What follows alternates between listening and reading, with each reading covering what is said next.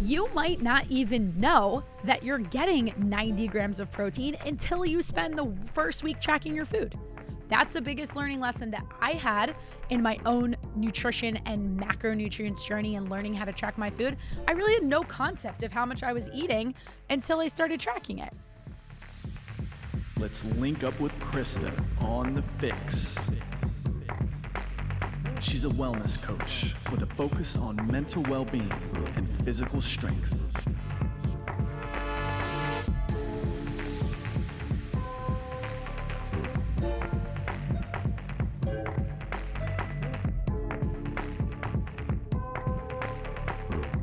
What's going on, Fix listeners? Welcome back to episode 93 of the Fix podcast. Every week when we sit down to record a new show, I just keep getting excited about the fact that we're so close to 100, and I can't wait to plan something very special for all of you. But I'm going to save that because I'm very happy to introduce a theme or a series of sorts that is coming your way over the course of the next 4 episodes for the Fix podcast. If you're brand new here, my name is Krysta. I'm so happy to have you however you found the show. Maybe a friend sent it over to you. So to your friend, thank you so much for cluing your pals in on this podcast. And hopefully by the time you get to the end of this conversation, you will have, this is my goal for you for today, at least 2 or 3 steps that you can take to make one lasting change for yourself as you head into the summer and start thinking about living your best, healthiest life.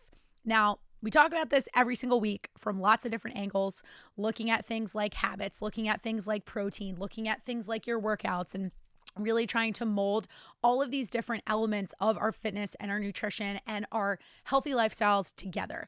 But something that I've been learning over the course of the last several weeks, I would say 2.5 months or so, and I'm explain how I came to this realization in just a second, is so many people want to skip past the basics. And a lot of this has to do with the fact that you're exhausted from trying so many different things. And I hear this time and again, and I've been hearing it a lot in the last, like I said, 6 to 8 weeks or so. I would say end of January through March, if you happen to be listening to this episode on the date that it drops. We are so close to April of 2023. And in the last 6 to 8 weeks, we have had the pleasure, the Fitness FYX team has had the pleasure of working with over 100 different people across multiple gyms in New Jersey at the Jersey Shore and teaching them the basics and teaching them the big rocks that will really help you reframe your fitness and nutrition and ultimately assist you in getting to where you want to go without having to restart and keep losing those same 10 pounds, those same 15 pounds to the point where you feel like you're not actually losing any weight at all. Now, what I want to do over the course of the next few episodes is kind of give you guys a little bit of a peek under the hood of exactly what we do inside of the Fitness FYX program and walk you through the different phases that we support our clients through. I think this is a really great way to show you that journey and to show you that if you treat yourself by starting exactly where you are and treat yourself in a way that admits it's like, okay, I'm cool with being a beginner, you are going to have so much more success than if you tried to jump ahead to step 2, step 3, step 4, which we'll be sharing over the course of the next couple of weeks. So I do encourage you, I don't normally say this with a lot of our episodes, but definitely want you guys to listen to these few in order. So as we start to introduce them over the course of the next month and a half, I'll remind you at the beginning of each episode, if you missed the previous one, to go back and listen to that one first. So for today's episode, we are going to kick things off, as mentioned, talking about the basics and starting with the very first phase of the Fitness FYX method. And that is our find phase. Of course, we have to keep it with the F theme over here. And I really want to unpack the main 3 challenges and pain points that we address for all of our Fitness FYX clients the minute that they come into our program. And as I said, a lot of these are really top of mind because I've had the pleasure of introducing this phase of our method to so many different people over the last 2 months or so. And it's really interesting to see, 1, the way people learn, and 2, what a lot of people can stick to with maybe a little bit of guidance versus the accountability and support of a one-on-one coach. So I've had these different groups that I've been working with. I also have our current one-to-one clients that we work with and have more touch points with on, a regular weekly basis. We're checking in with them. We're getting information on their digestion, their sleep, their stress levels, their nutrition, their workouts all the time. But then I've also had groups of people who I maybe don't have access to all that information and don't have access to me and the rest of our team to a degree where they can be consistently asking questions every single day. And yet there were so many shining stars in these groups who in less than 2.5 months lost as much as 2 to 3% body fat, put on 2 to 3 pounds of muscle, lost as much as, I had one person in one of our groups lose 8% body fat and over 15 pounds. And all they really did was focus on the following 3 tips that I'm going to share with you and talk about exactly how we set it up with a brand new one-to-one client inside of our program. So the first step in our find phase is acknowledging that you have tried a lot of different things in the past, and you usually come to a coach at a place of a lot of frustration and just saying, I need to throw my hands up in the air because I've done all the things. I've tried this diet. I've tried that diet. I've tried this type of exercise. I've tried to time my meals differently. I've tried to exclude certain food groups. And yet you still feel you're in the same place that you were a year ago, 2 years ago, maybe even further behind than you were at that point. And you're just ready to be like, well, maybe none of this stuff is working for me. So what we try to do is address that mindset. And first and foremost, ask you to have an open mind married with meeting yourself exactly where you are. So let's unpack what that actually looks like. Anytime we set up a new client inside of our program, the first thing we ask them to do is track their food intake for about a week, 7 to 10 days, roughly speaking. And this is a really key part of this step. We ask them to track their food with absolutely no direction from their coach. That means no macronutrient assignments. I'm not telling you to hit a certain amount of protein. We're not asking you to hit a certain amount of carbs. Nothing. The task is as simple as this. If you bite it, you write it. And if you want a few tips on how to start tracking your food, I would encourage you to press pause right here, go back one episode. I will include a few details throughout this one, but go back one episode to episode 92, and I share a little bit of my inside baseball on how to do that and make it a little bit more approachable and a little bit easier. But first things first, in this phase, we're focusing all around this idea of just track your food. No judgment.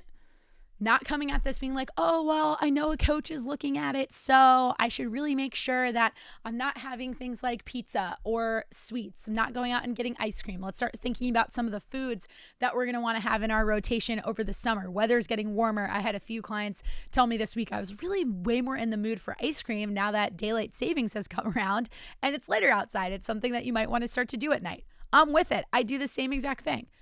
I can still achieve the nutrition goals that I have by working those types of events and those desires and those decisions around food into my day. And this is where we really uncover that. One of the reasons why we also ask you to track your food without any direction from your coach is because we want to see what your actual food preferences are. Show me what you love to eat. If you decide that you are going to take out all of your fun foods, take out all of the things that you really enjoy, I can promise you that you're setting yourself up for a situation where in 2 to 3 months' time, you might put yourself in a social setting and you're looking at a menu of a restaurant or somebody invites you somewhere, whether that's to go out to ice cream or something like that, and you'll have 2 choices. There'll be a part of you that'll say, maybe I shouldn't go, or if you learn what you like and you're honest with yourself about what you enjoy, you can say, okay, cool, I can make this work today. Or maybe not today, but I'm going to go ahead and plan for it tomorrow. That second thought process is exactly what we help our clients develop inside of this find phase. And the best way to do it is to just have some kind of awareness around the food that you enjoy. And that's what happens when we start to audit and we start to track. The second piece of this, the meet you where you are component, is really important because you can go online right now, You could do this in MyFitnessPal even, which is one of the preferred apps that we use inside of the program. And you could tell MyFitnessPal, it has a calculator built into it. You could tell it, I have this goal of, let's say, I want to lose 2 pounds per week, and I want to get there by the timeline of Memorial Day, let's call it. And it's going to spit out a calculation for you for how many calories you should consume. And to take it a step further, where we like to focus inside of the Fitness FYX, how you should break down those macronutrients of those calories, what percentage of them, how many grams should be protein, what percentage or how many grams should be carbohydrates. And then the same goes for fat. Now, here's the problem. I did this as a little bit of an experiment inside of these challenge groups that we've been hosting over the last 2 months. And what was very interesting was that so many people had one reaction to one specific macronutrient, and that was protein. And the statement usually went something like this: Krysta, I tried to calculate my macros, and when I came up with my protein calculation, whether it was from my guidance, which, by the way, if you want the quick and dirty version on how to do this, it's really simple. Take your current body weight. Per pound of body weight that you have, that's how much protein you should be having in grams. So let's say you're 150 pounds. A sweet spot for your protein intake might look like something like 150 grams of protein. It could be anywhere from 0.8 if we want to be on the lower end. So take your body weight times 0.8 and that spits out the number for you. Or the sweet spot that I like to hit is a little bit closer to 1. Now, had a few people do that. The following week, during our next group seminar, the comments were, oh my God, that is so much protein. And this was usually where a lot of people immediately decided that the process would be too hard and it wasn't going to work for them, because they had this idea in their head that they had to get to this protein goal within 2, 3, 4 days, or even within 24 hours of when they calculated it for themselves, or when, let's say, their coach, if they're a one-to-one client, assigned it to them. This is actually why we don't provide macronutrient assignments until we see what a typical day of eating looks like for you, and really a typical week. Because if we're all being honest with ourselves, I know I can speak to this for sure. My behavior usually differs a little bit Monday through Thursday, Friday versus my weekend days. So if I have a whole week's worth of data to work with, I can very transparently and very objectively look at that information and say, okay, maybe my protein goal should be around 150 grams, but what's the reality? The reality is I can barely make it to 100. That's okay. If you recognize that your average is something like 80 or let's say 90, and you know in the back of your mind, well, based on some of these calculations I'm looking at, based on what my coach advised me, I should probably be getting closer to 150 grams of protein. Doesn't matter if it's going to take you 2, 3, 4 weeks to get to that point. And here's why. We've talked about this on this podcast before, but it's something that is so important that I could revisit it every single episode. We've talked about it in the context of habits. We've talked about it in the context of our fitness, but it's one of my favorite words, and that is the word consistency. The only way that we can guarantee your consistency is if we gradually walk you to the place that we want to get you to go. So again, let's use the actual numbers to describe what that might look like and walk you through what that coach and client relationship looks like inside of this program. So let's say I have a client who, keeping with those same examples, should be getting somewhere around 150 grams of protein based on their goals. They typically get somewhere around 85 to 90. And we're looking at that and we're saying, okay, how are we going to get them to 150? You might not even know that you're getting 90 grams of protein until you spend the first week tracking your food. That's the biggest learning lesson that I had in my own nutrition and macronutrients journey and learning how to track my food. I really had no concept of how much I was eating until I started tracking it, which was why I dedicated that whole last episode to talking about having a relationship to tracking that's similar to things like packing your bags for a trip and just planning in advance and making your life easier by taking the few minutes to actually plan things out. If you recognize, oh, I typically go throughout my day and I have like a yogurt, I have chicken, I have eggs for breakfast. I know that these things are protein, but I have no idea how much it adds up to. That's where tracking your food kind of brings you to step number 1. But we get ourselves to step number 2 by actually looking at the gap, addressing that nutritional gap and saying to ourselves, okay, in terms of the actual numbers, I am here. I am at this 90 grams of protein point. How do I get to 150? This is where your coach steps in to give you some guidance, to give you some suggestions. We have grocery guides that we share. We share information on some of our favorite food bloggers that we've gotten from Instagram over the years. And we show people, hey, start to pay attention to the ingredients inside of these recipes, or even the ingredients of the foods that you're already currently eating, that you're already tracking on a regular basis.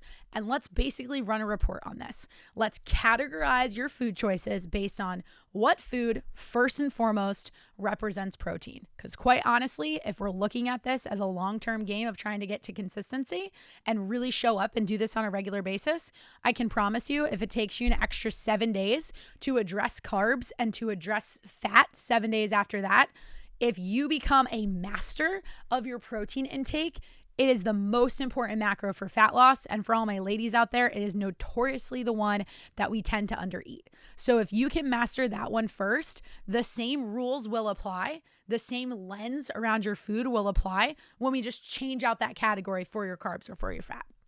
So if you think about it like that and you tell yourself, let me kind of dumb this down a little bit, that's exactly what we do to make this entire process that much more approachable. Instead of rushing you right into something and saying, okay, here's your macro assignments. You need 200 grams of carbs, you need 75 grams of fat, and you need 150 grams of protein. I am positive, without polling anyone who listens to this show, that if you are somebody who's tracked your food for a long time, you can think about what that looks like. I know exactly what that looks like in my head, but I've been at this for 6 or 7 years.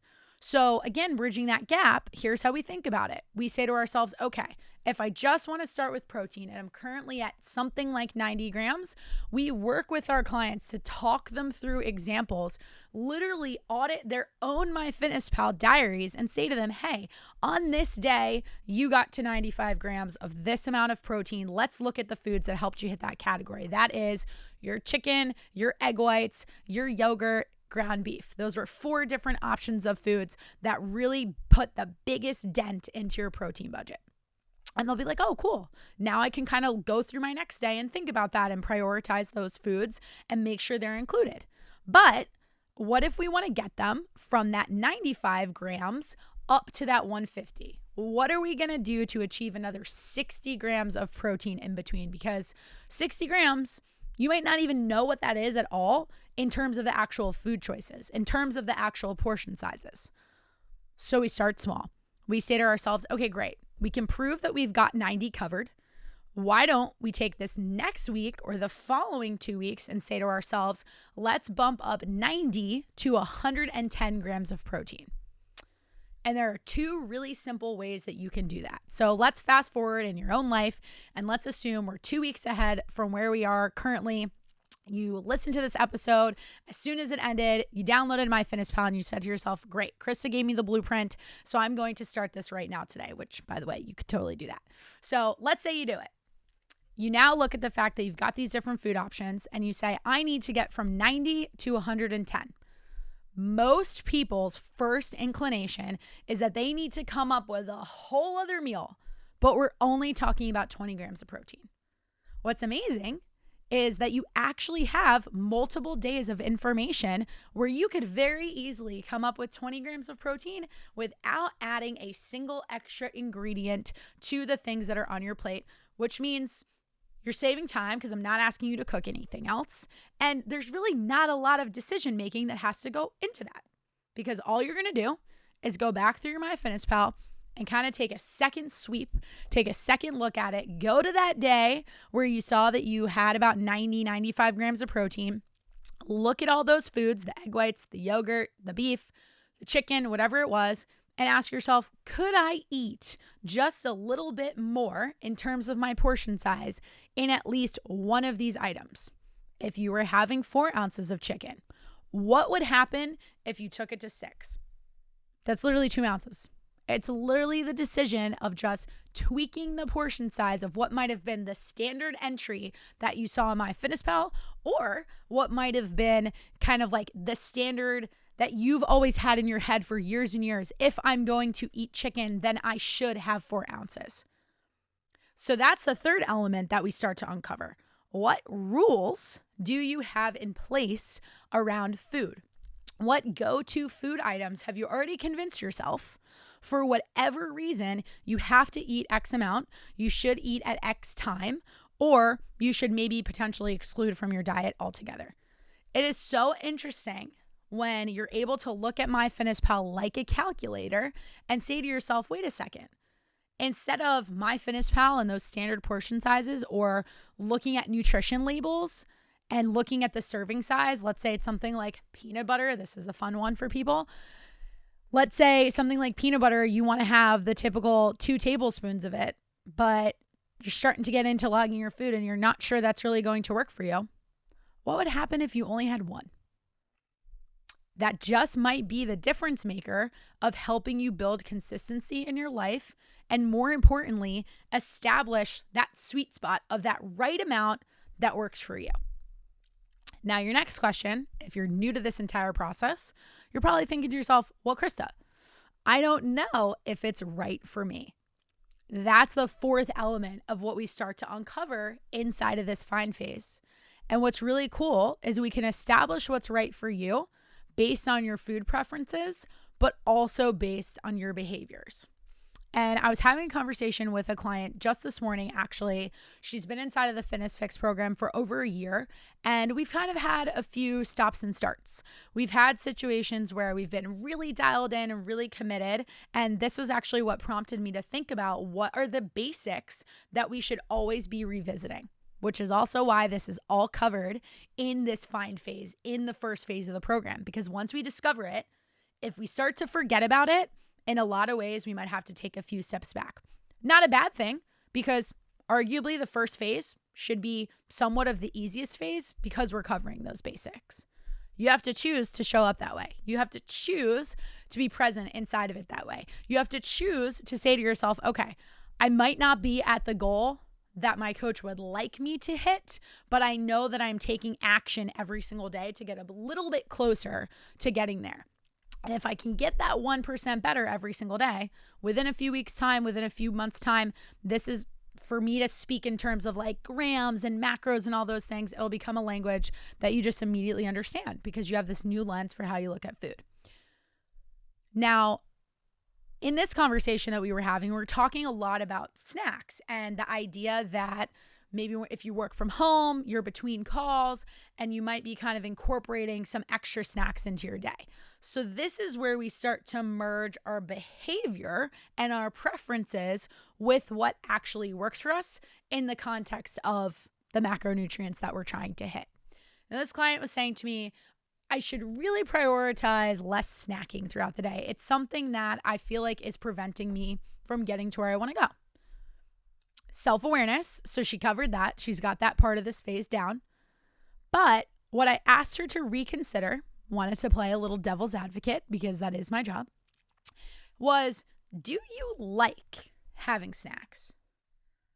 Is that something that's important to you? And if you say yes, if you're like, after I get off a call, I just want to have like something to munch on, that's something I enjoy, those foods that are typical, the snackier foods. I think people often think of like pretzels and hummus and lots of examples like that I could go on and on about.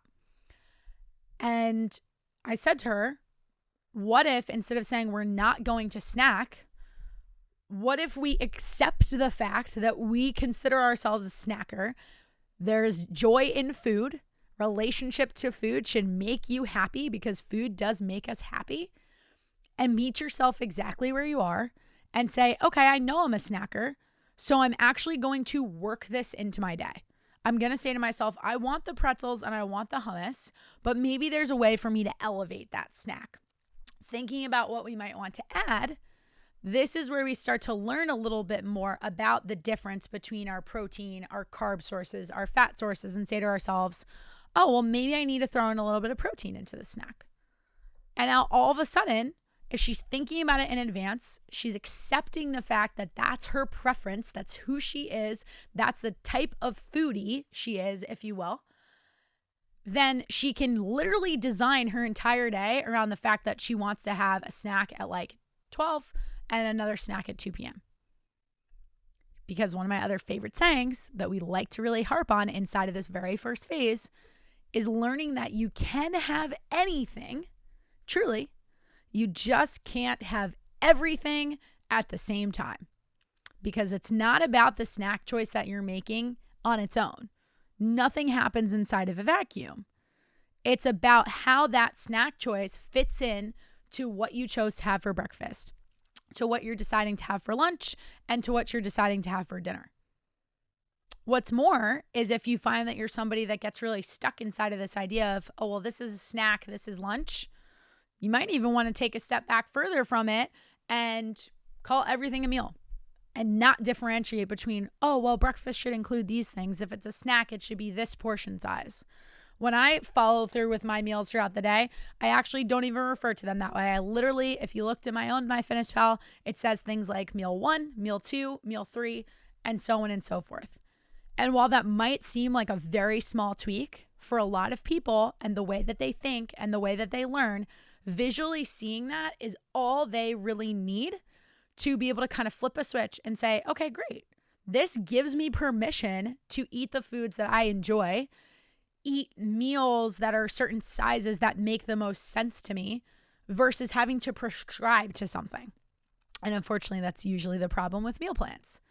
We think they're helpful because they give us structure, but what they actually lack is us having the ability to make our own decisions.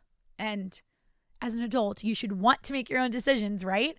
And when we feel like we're locked into something, when we feel like we're putting ourselves into a box, the minute there's any opportunity to step outside of that box, well, what happens? Now we're really testing our willpower here and really, frankly, like fighting who you are as a person, fighting the relationship you have to food.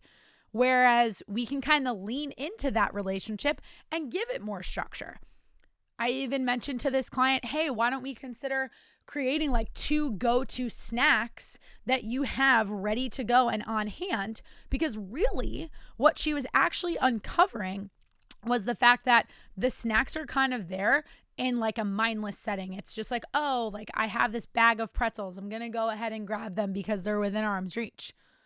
If she kind of knew ahead of time how she was going to portion them out and she knew that she wanted to have them, the decision's already been made and she can feel confident about it because she knows that it actually fits into the rest of her day.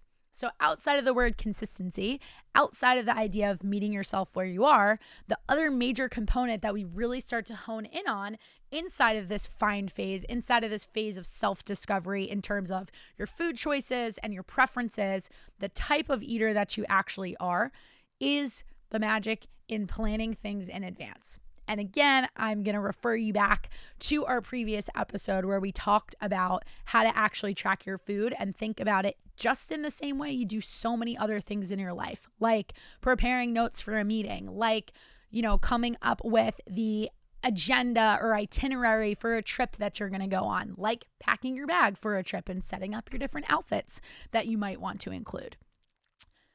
It's really interesting that it's so easy for us to think of examples like that and we're like, okay, yeah, sure, I can definitely plan something like that in advance.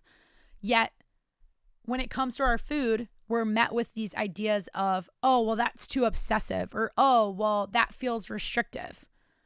That relationship is a choice, and that's where the mindset piece of all of this really starts to mold together. What we look for and listen for with our clients and with the conversations we have with them is, what's keeping them in a pattern? What's keeping them repeating the same behavior of, let's say, always getting that 90 grams of protein? Is it the lack of understanding of what foods might fill that bucket, of what foods might actually take them from 90 to 110 grams and then 110 grams to 125? Is it that they're not sure what else to get at the grocery store? Or is it the fact that they're so convinced that if they're putting a plate together, it has to look a certain way, and they're really hanging on to concepts that just don't actually fit for them because they don't want to change their life in that regard. And guess what?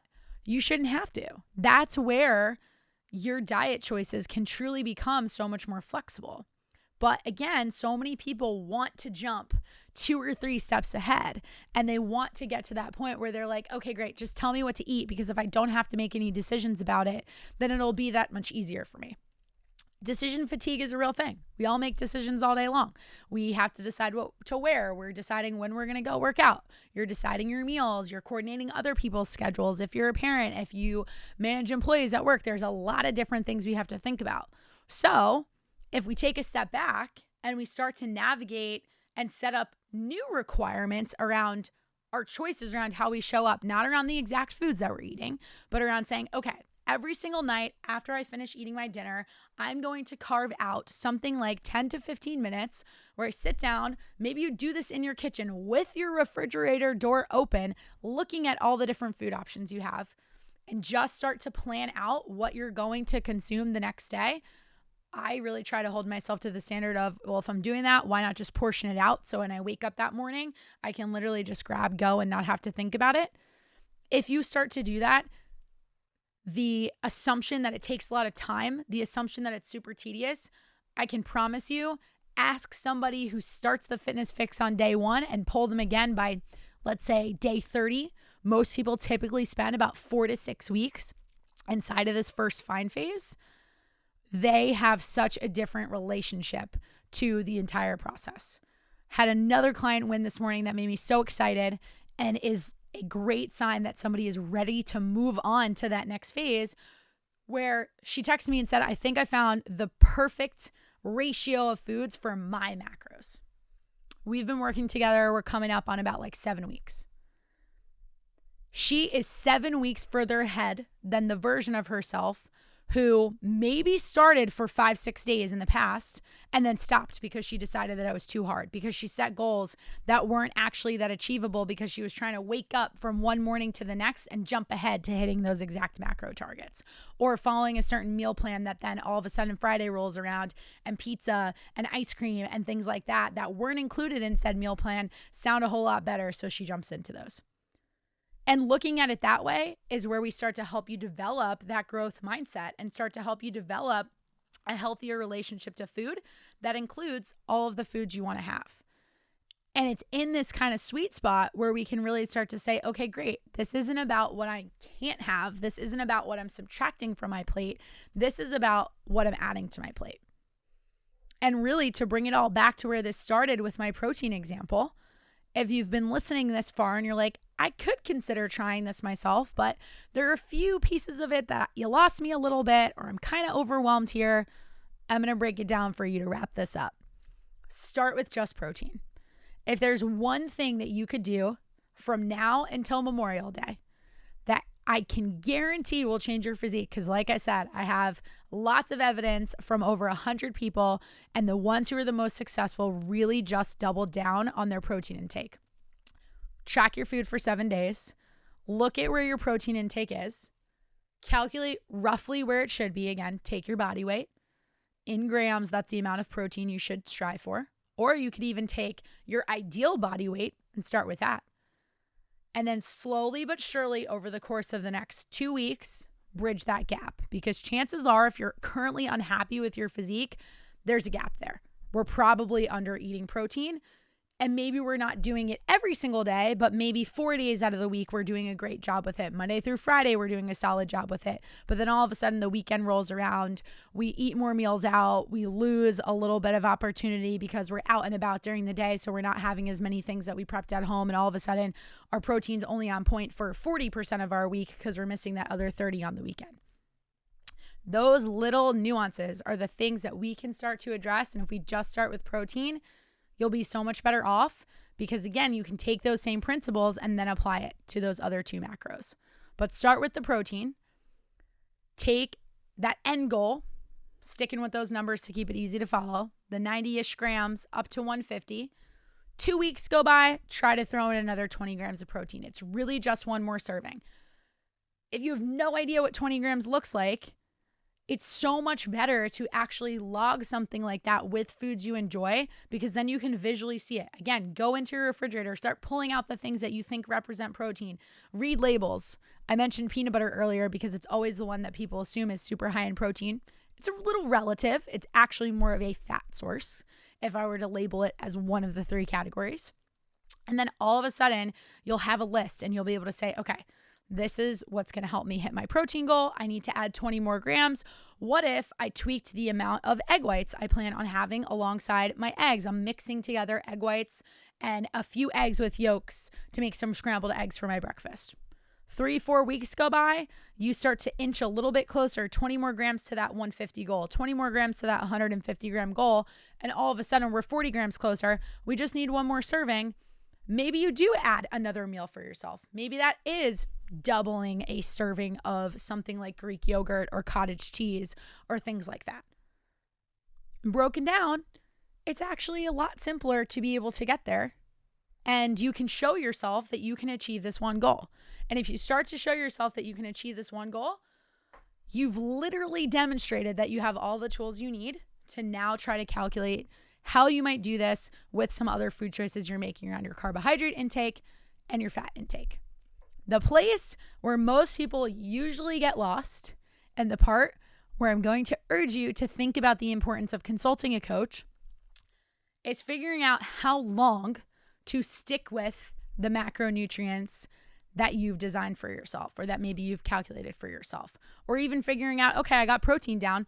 What the heck should my numbers look like between carbs and fat? A lot of that story we tie to what we call your biofeedback. That's looking at your stress levels. That's looking at how you're sleeping. That's looking at your weight, looking at your hunger cues. I'm going to go back to the weight in a second. Looking at your digestion, looking at your energy, how you feel during your workouts, how you feel throughout the day, how much coffee are you drinking, and saying, okay, what does this story look like here? Is your weight fairly consistent? Are you losing weight? If you're losing weight and you feel that your energy is solid and you feel that your sleep quality is great and you feel like you're doing well in your workouts, chances are you've found a sweet spot for a calorie deficit. And guess what? You don't have to hang out there for too long. Continue to monitor how your body's responding to that. And a lot of people, just as much as they don't want to track their food, they don't always want to take the time to monitor how their body responds to that. But I'm here to tell you that you're missing such an important piece of how to customize your nutrition to your goals and where you want to go. Because as a coach, the number one thing I try to shed light on every single week with any of our clients is, here's how our body responded to this stimulus, talking about it a little more clinically, taking the relationship out of food. The food is the energy, it's the stimulus. How did our body respond to it? Here's exactly what happened, accounting for these other things that do move the scale. Sleep moves the scale. If you don't get enough of it, you're not going to like what you see. Can say that from personal experience. If you aren't really feeling that hungry, that might be a sign that your body's not really responding. Your hormones, your hunger cues are a little bit thrown off to the however much food you're consuming on a regular basis. But it can feel really overwhelming to try to map this all together. And that's where working with a coach simplifies, helps you focus in on what matters most, like in this first phase, just prioritizing protein, and helping you wrap your head around something in a way that it can be a little bit simpler for you, and a way that'll therefore be that much more efficient in the long run. That'll squash these ideas that it's complicated, it's time consuming, it's tedious. So if your ears are perking up at any of that, I want you to ask yourself, is this my cue to kind of make sense of all of this? If you're like, that is something I can get behind, I am going to give you guys a little teaser. I can't give you all the details yet. So encouraging you to make sure that you follow along on 3 of our Instagram accounts. We've got my Instagram account. You don't have to follow all 3. We would love for you to, but it'll be in all 3 places. At the Krysta Huber, which is my personal page, over on the fix.officialpod, which is our official podcast page, and our newest Instagram, the Fitness FYX. I will have all of these linked down in the show notes, but we are going to be giving away our biggest coaching giveaway ever. And I can't say more other than that. I want you to stay tuned, but it's our biggest one ever. There will be one grand prize winner for it, and we will be dropping those details over the course of the next week and a half or so. So if you want to potentially get your hands on some complimentary coaching with us for a pretty extended period of time, make sure you follow along with us on social media. We're going to have some new faces joining the FYX podcast as continuous guests very, very soon. My two new coaches, Kara and Alyssa. I'm excited to make the official introduction and bring them in one of our future episodes where we talk more about the different phases of the program and the approach and how we really help clients put all of this together in a way that is doable for the long haul, in a way that gets you to the point where you don't have to think about opening your fridge and calculating everything and trying to put it all together, because it is possible, because we've got lots of clients out there who live it on a daily basis and feel like their world has just been totally unlocked, and the freedom that they ultimately find with food, that is our very last phase when you graduate the program, is on the other side of working through these steps, both the physical steps of the actions that they need to take on a daily basis, and then the mental piece of it, of believing in who they are, of believing that they're the person who's already lost the weight. So if any of that resonates with you, stay tuned, give us a follow on any of those pages. Reach out to me if you want early access to that information. I just might be willing to share it with you in the DM. So shoot me a DM at the Krysta Huber and we will hook you up with more details. As always, from wherever you're listening from, we hope you have a wonderful rest of your day, and we will catch you on our next episode.